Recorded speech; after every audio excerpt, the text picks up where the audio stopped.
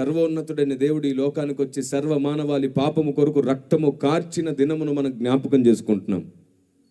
Good Friday బాధతో ఏడ్చే రోజు కాదది. చాలామంది బాధతో ఏడుస్తారు. ఏమిటో తెలుసా? నా కొరకు ఎంత భయంకరంగా కొట్టబడ్డాడంటే అని ఏడుస్తారు. సీరియల్ చూసి కూడా అదే బాధతో ఏడుస్తావు. అయ్యో పాపం ఈ కోడలు ఎంత బాధపడింది, అయ్యో ఆ అమ్మాయి ఎంత బాధపడింది అని. దానికి దీనికి ఏంటి వ్యత్యాసం? నువ్వు ఆయన మీద జాలిపడి ఏడిచేది కాదు గుడ్ ఫ్రైడే. అర్థమవుతుందా? నీ పాపాల కొరకు ఆయన మీదకి శిక్ష వచ్చిందని నువ్వు ఇంకొకసారి కృతజ్ఞతతో నువ్వు కన్నీళ్లు గార్చాల్సిన సమయం గుడ్ ఫ్రైడే. ఎందుకు ఏడుస్తున్నావమ్మా అంటే, చూడండి ఎంత భయంకరంగా కొట్టబడ్డాడు అని ఆయన దెబ్బల్ని చూసి ఏడ్చిన వాళ్ళని చూశాను నేను. నీ పాపము వలనే ఆయన అంత దెబ్బలు తిన్నాడు, నీ వలనే ఆయన అంత గాయపడ్డాడు, నీ సొంత వాళ్ళు కూడా నీ కొరకు ఆ పని చెయ్యరు అని కృతజ్ఞతతో ప్రేమ వలన కలగవలసిన కన్నీరవి. నీకెవరైనా మేలు చేస్తే వారి చేతులు పట్టుకుని ఏమంటావు? ఇవి చేతులు కావు. ఎట్లా అనుకుంటారండి? భలే సామెతలు పుట్టుకొచ్చాయి తెలుసా? ఇవి చేతులు కావు కాళ్ళు అనుకుంటే, నేను కాళ్ళు పట్టుకునే అంతగా తగ్గించుకుంటున్నాను, కాళ్ళు పట్టుకునే అంతగా ప్రేమిస్తున్నాను నిన్ను, నీకు కృతజ్ఞతలు చెబుతున్నాను అని అర్థం. దేవుని ప్రజ, క్రీస్తు సిల్వ యజ్ఞము నువ్వు ఆయన్ని చూసి బాధపడి కన్నీళ్ళు గార్చక్కర్లేవరా. అందుకే అన్నాడు కదా, నన్ను బట్టి కాదు, నీకోసం ఏడు, నా కోసం కాదు. ఎవరి కోసం? నీకోసం. నీ పాపము వలన, నీ దోషము వలన, నీ కొరకే ఆయన బలి అయ్యాడు అనే విషయాన్ని జ్ఞాపకం చేసుకుంటే ప్రేమ వలన, కృతజ్ఞత వలన వచ్చే కన్నీళ్ళు అవి. ఏది ఎందుకు చేస్తున్నామో తెలియకుండా పదే పదే చేస్తూ వెళ్ళిపోవడం ద్వారా కూడా అది నామకార్థత అంటారు. మీకు తెలుసా? చేసిందే చేయడం నామకార్థత కాదు, ఎందుకు చేస్తున్నామో తెలియక చేయడం నామకార్థత. అందుకే లేఖనం మనల్ని సరి అయిన దిశలో నడిపించడానికి భక్తుడైన దావీదు అంటాడు, అనుదినము నన్ను నడిపించు. హృదయానుసారుడైన దావీదే ఆ ప్రార్థన చేస్తే మనం ఇంకెంత ఖచ్చితంగా చేయాలి? అందుకే నేను చెప్తున్నాను, మానకుండా ప్రతిదినం కనీసం 2 గంటలు లేదా 3 గంటలైన ప్రార్థనలో గడపండి. కనీసం 2 గంటలు. అప్పుడు మీరు వాక్యాన్ని సరిగ్గా అర్థం చేసుకునేటట్లు దేవుడు నడిపిస్తాడు. మీలోని నిర్లక్ష్య స్వభావం తొలగిస్తాడు. ఆయనకు ఆయాసకరమైన ప్రతి ముళ్ళు తొలగిస్తాడు. రెండోది, సాతానే కొన్నిసార్లు నీకు ముళ్ళుగా శోధనగా ఉంటాడు. దేవుడు తప్పకుండా దాన్ని కూడా ఒకరోజు పూర్తిగా తొలగిస్తాడు. నిజానికి నీలో ఉన్న ముళ్ళుని అందరూ అర్థం చేసుకోలేరు. దేవుడు నీ కోసం కూడా కొందరిని పుట్టిస్తాడు. నీలోని ముళ్ళును అర్థం చేసుకుని నిన్ను ప్రేమించి నీలోని సామర్థ్యత, శక్తి తిరిగి దేవునికి ఉపయోగపడేటట్లు వాడబడతారు. Praise the lord. అలాంటి వారు దేవుడే వారిని ఏరుకోరి పుట్టిస్తాడు భూమి మీద. దేవుని ప్రజ, ఆయన్ని నమ్ముకో. ఆయన నీ కొరకు అన్ని సిద్ధపరుస్తున్నాడు. సరే, క్రీస్తు సిలువలో మరణించిన సందర్భం రేపే పురస్కరించుకోబోతున్నాం కదా. నేను క్రీస్తు సిలువ యజ్ఞమును గూర్చి కొన్ని మాటలు చెప్తాను. మీకు తెలుసా, యేసు ప్రభువు యొక్క సిలువ రక్తము ఈ భూమి మీద ఉన్నటువంటి మనుషులకు మాత్రమే కాదు. నా ప్రభువు కేవలం ఒక్క లోకరక్షకుడు మాత్రమే కాదు, నా ప్రభువు యావత్తు విశ్వానికే రక్షకుడు. Praise the Lord. యావత్తు విశ్వానికి రక్షకుడు ఆయన. దేవునికి మహిమ కలుగునుగాక. సామాన్య క్రైస్తవుడు, భక్తిలో బలహీనుడైన క్రైస్తవుడు, వాక్యాన్ని చూసినా మనసు మార్చుకోలేని క్రైస్తవుడు, నామకార్థ క్రైస్తవుడు అర్థం చేసుకోలేని ఒక పెద్ద మాట చెప్పబోతున్నాను ఈరోజు. వినండి. యేసు ప్రభు శిలువ రక్తం మనుషులకు మాత్రమే కాదు, దేవదూతలకు కూడా రక్షణగా మారింది. దేవదూతలకు కూడా యేసు ప్రభు రక్తం అవసరపడింది. ఆయన రక్తం కేవలం ఈ లోక మనుషులకే కాదు. ఆయన ఏదో మతం మార్చడానికి వచ్చాడు అంటున్న వాళ్ళకి చెప్తున్నాను నేను. ఆయన రక్తము, ఆయన శిలువ యాగము మనుషుల కొరకు మాత్రమే కాదు, దేవదూతల కోసం కూడా ఆయన శిలువ యజ్ఞం అవసరపడింది. బైబిల్లో ఎక్కడుంది సార్? ఇంతవరకు మేము అసలు చూడనే లేదంటారేమో మీరు. చూడండి ఒకసారి. కొలస్సీ పత్రిక 1వ అధ్యాయం 19 నుండి చదువుదామా 21 వరకు. ఆయన యందు సర్వసంపూర్ణత నివసింపవలననియు ఆయన శిలువ రక్తము చేత సంధి చేసి. దేని చేత? చదువునాను మళ్ళీ. ఆయన శిలువ రక్తము చేత సంధి చేసి ఆయన ద్వారా సమస్తమును, అవి భూలోకమందున్నవైనను పరలోకమందున్నవైనను వాటన్నిటిని ఆయన ద్వారా తనతో సమాధానపరచుకొనవలననియు తండ్రి అభిష్టమాయను. ఆయన ద్వారా సమాధానపరచుకొనవలనని తండ్రి అభిష్టమాయను. దేవునికి మహిమ కలుగును గాక. ఇప్పుడు చెప్పండి, ఆ వచనాలను ఒక్కొక్కటిగా మీ ముందు నేను మరలా తెరిచి చెప్తాను. చూడండి ఒకసారి ప్రారంభం నుండి. ఆయన యందు సర్వ సంపూర్ణత నివసింపవలననియు, క్రీస్తు యందు సర్వ సంపూర్ణత నివసింపవలననియు. ఆయన శిలువ రక్తము చేత సంధి చేసి. దేని చేత సంధి? సిలువ రక్తము చేత సంధి. ఎక్కడెక్కడ సంధి జరగాలో చూడండి. ఆయన ద్వారా సమస్తమును అవి భూలోకమందున్నవైనను. భూలోకమందున్నవి అంటే సర్వమానవాళి పాప పరిహారము కొరకు సంధి జరగాలి. నెక్స్ట్, పరలోకమందున్నవైనను. పరలోకమందున్నవంటే దేవదూతలకు దేవునికి మధ్యలో ఒక ఎడబాటు ఉంది చూశారు. ఆ వివాదము, ఆ దోషానికి కూడా క్రీస్తు సిల్వ రక్తమే జవాబు. Praise the Lord. ఇప్పుడు చెప్పండి, ఆయన కేవలం మనుషులకు మాత్రమే రక్షకుడా, దేవదూతలకు కూడానా? మత ప్రచారకుడిగా సాతాను ఈ భూమి మీద దుష్ప్రచారం చేశాడు. నేను ఒక మాట అడుగుతున్నాను, దేవునికి మతం ఉంటుందా? వందల వేదికల మీద అడిగాను నేను ఈ మాట, మళ్ళీ అడుగుతున్నాను, ఆలోచన చేయండి. దేవుడు అనే వానికి మతం ఉంటుందా? ఓ పని చేద్దాం, మీలో చాలామంది ఏది అడిగినా సరే అలా నోరు తెరిచి చూస్తున్నారు. అవును అనుకోండి ఇలా గనండి, పోనీ కాదు అనుకోండి పోనీ ఇలా గనండి. ఏది అడిగినా సరే మనం నేర్చుకుందాం. పరిశుద్ధాత్మ దేవుని సహాయంతో మనమందరం తెలుసుకుందాం. ఆమేన్. మీ దగ్గర ఉన్న సత్యం నాకు అవసరపడుతుంది, నా దగ్గర ఉన్న సత్యం ఇక్కడ అందరికీ నేర్పించుకుంటూ, పడిపోయిన వారిని లేపుకుంటూ సాతాన్ని ఒంటరి చేయాలి. మనం సైన్యం అవ్వాలి. దేవునికి మహిమ కలుగును గాక. Praise the Lord. అపార్థం చేసుకోవడం ఎవడి వల్లనే అవుతుంది. ప్రతి దుర్మార్గుడు అపార్థం చేసుకోగలడు, కానీ అర్థం చేసుకోవడం భక్తుల వల్లే అవుతుంది. ప్రతి తెలివి తక్కువ వాడు అపార్థం చేసుకోగలడు. అర్థం చేసుకునేది కేవలం భక్తులు మాత్రమే, నిజమైన విశ్వాసులు మాత్రమే.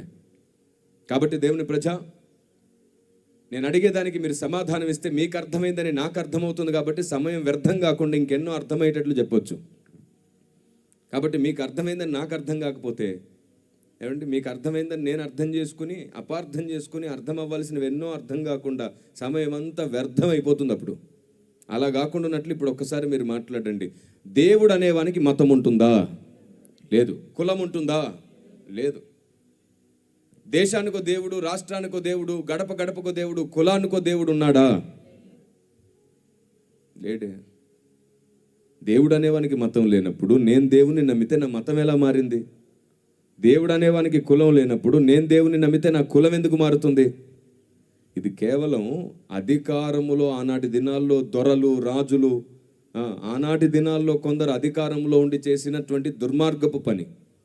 లేనివి కల్పించారు. అసలు కులం అనేది మనిషి రక్తము కాదు, కులం అనేది మనిషి శరీరము కాదు, కులం అనేది మనిషి పుట్టుక కాదు, కులం అనేది ఒక జాతి కాదు, కులం అనేది ఒక వృత్తి. కులం అనేది ఏమిటి? చెక్క పని చేసేవాడిని ఏమన్నారు? వడ్రంగి. రాగి పనిముట్ల పని చేస్తే కంసాలి. అవును. ఏవైనా పంటలు పండించేవాడిని ఏమన్నారు? రైతు. బట్టలు నేసేవాడిని, ఉతికేవాడిని, ఇవన్నీ ఏంటండి? కులమా? వృత్తి. వృత్తిని పిలిచారే కానీ మనిషిని కులంగా పిలవలేదు. ఎందుకంటే ఇప్పుడున్న సమాజంలో కూడా చూడండి, వారి తాతలు చేసిన పనులు కాకుండా ఇప్పుడు పిల్లలు వేరే పనులు కూడా చేస్తున్నారు. కాబట్టి రాజకీయంగా ఈ లోకంలో కొందరు మనుగడ పొందడానికి, లబ్ధి పొందడానికి ప్రజల మధ్యలో ఎడబాటు సృష్టియే కులం, మతం. నేను ఒక మాట చెప్పనా, నిజమైన రాజకీయం ఎప్పుడు జరుగుతుందంటే కులము మతం అనే ప్రస్తావన లేకుండా రాజకీయ పార్టీలు ఎప్పుడైతే చట్టాలు జరుగుతాయో అప్పుడు దేశం బాగుపడిపోతుంది. అప్పటి వరకు అధికారంలో ఉన్నవాడు వాళ్ళ కులాన్నే అభివృద్ధి చేస్తాడు, అధికారంలో లేకపోతే వాళ్ళ కులాన్ని కాపాడుకునే పనిలోనే ఉంటాడు. అంతేగాని సమాజం అందరినీ సమానంగా చూసే ఏ అధికారము, ఏ నాయకుడు ఈ భూమి మీద పనిచేయలేడు. అది జరగాలి అంటే కులం గోడలు కూలిపోవాలి. అది ఎవరు కూల్చగలరో తెలుసా? యేసు క్రీస్తుల వారు మాత్రమే ఆ పని చేయగలరు. నిన్ను వలె నీ పొరుగు వారిని ప్రేమించమని, అందరం క్రీస్తులో ఒకే కుటుంబమని, మీరు వేరు వేరు అవయవాలైనప్పటికీ ఏక శరీరమేనని మనందరికీ బోధ నేర్పింది బైబిల్ గ్రంథం. ఇంత ఉన్నతమైన బోధ నేర్చుకొని ఇప్పటికీ కుల పిచ్చితో చేస్తున్నాం మనం. మరలా మనం అంటాం క్రీస్తుతో సిలువ వేయబడి ఉన్నాను, కానీ కుల పిచ్చి మాత్రం పోలేదు. పెళ్లి పేరు ఎత్తగానే ఏం కావాలి మీకు? మా కులం అమ్మాయి, మా కులం అబ్బాయి కావాలి. నేను చెప్తున్నాను, కులం ప్రస్తావనలో బతికేవాడు క్రైస్తవుడు కాలేదు. ఎందుకో తెలుసా? ఒకటే మాట చెప్పండి, ఆదాము కులం ఏంటో చెప్పండి, మనం అందరం అదే పెట్టేసుకుందాం. ఆదాము కులం ఏంటి? మనం అందరం ఆదాము పిల్లలమే కదండి. సర్వ మానవాళి ఆదాము నుండే కలిగిన వారం కదండి. కాబట్టి బుద్ధి కలిగి నడుచుకున్న రోజున, జ్ఞానం కలిగి నడుచుకున్న రోజున మనం దాని గురించి మాట్లాడం. అందుకే నేను నా ఇంటి పేరులో కూడా నా ఇంటి పేరును కూడా పక్కన పెట్టి ఏం చేశాను తెలుసా? సేవ యొక్క దేవుడు నాకు ఇచ్చిన దర్శనాన్ని నా ఇంటి పేరుగా మార్చుకున్నాను. WCM కిరణ్ పాల్ అని పిలుస్తారు. WCM అంటే the war of Carmel Ministries. దేవుడు నాకు ఇచ్చిన పరిచర్య నా ఇంటి పేరుగా మార్చుకున్నాను నేను. Praise the Lord. ఈ కుల పిచ్చి, కుల గజ్జి పోవాలనే నేను అందరికీ మాదిరిగా ఉండడానికి కులాంతర వివాహం చేసుకున్నాను.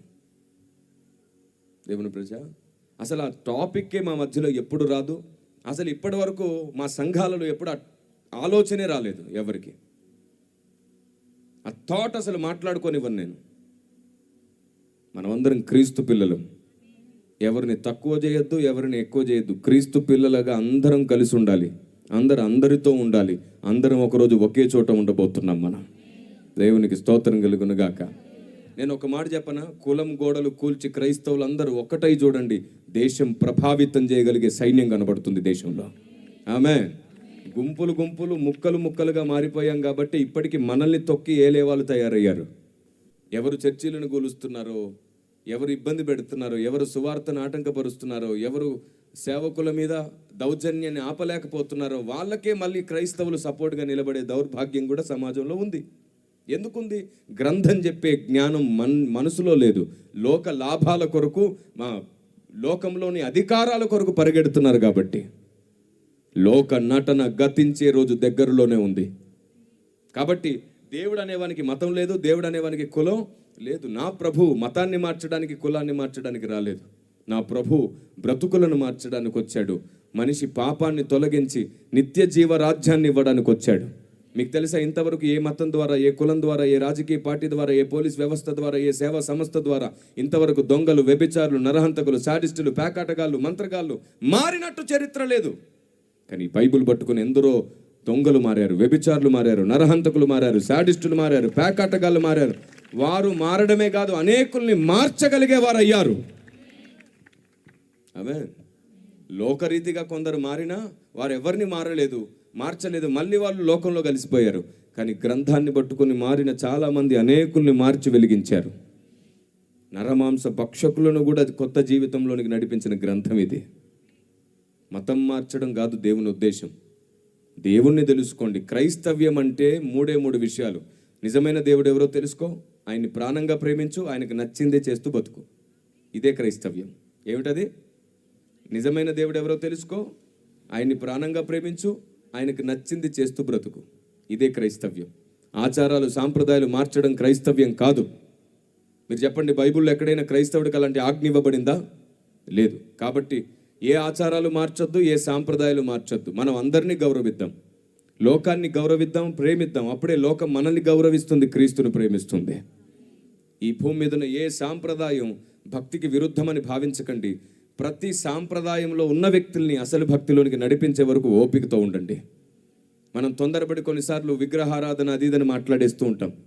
కొన్నిసార్లు బైబిల్లో ఉన్నదాన్ని ఉన్నట్టుగా చదివే ప్రయత్నంలో అపార్థాలు పుట్టిస్తూ ఉంటాం. కొన్నిసార్లు మన నోట ఎక్కువసార్లు అన్యజనం అనే పదమే ఎక్కువసార్లు వస్తుంది. సందర్భం కాకుండా కూడా నార్మల్గా అలవాటు అయిపోతుంది. క్రీస్తుని ఎరగని జనం అనొచ్చు కదా. వాళ్ళకి ఆ పదమే అభ్యంతరంగా ఉన్నా సరే మనం అదే మాట్లాడతాం చాలాసార్లు. అన్యజనం అంటాం.